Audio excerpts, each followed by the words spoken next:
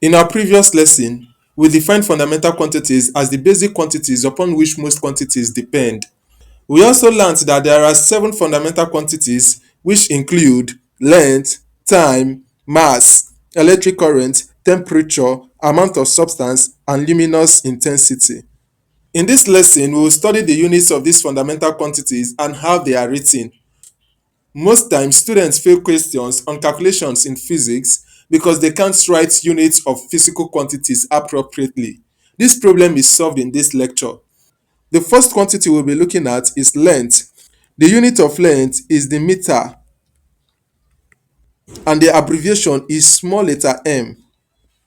The unit of time is seconds and the abbreviation is small letter s. The unit of mass is kilogram and the abbreviation is kg in small letter. The unit of electric current is ampere and the abbreviation A, capital letter. The unit of temperature is Kelvin and abbreviation K in capital letter. The unit of amount of substance is mole. The abbreviation in small letter.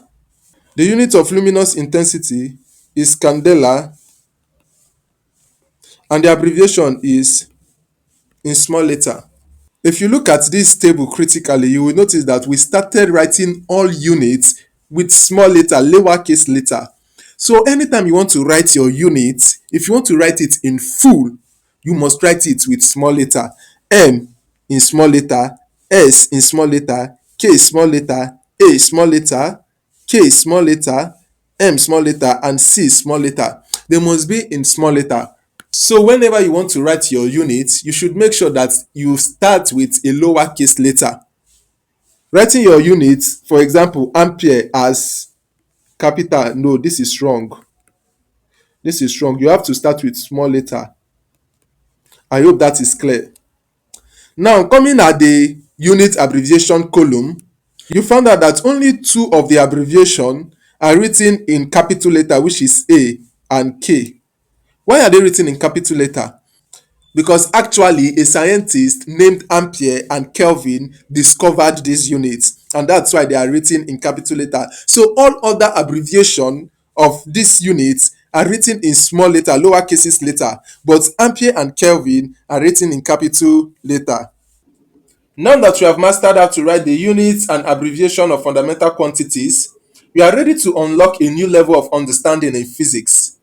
There are some simple yet powerful arithmetic operations that you must know in order to understand derived units and quantities.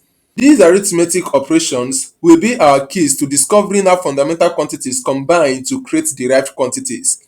This we would see in the next lecture. Thank you.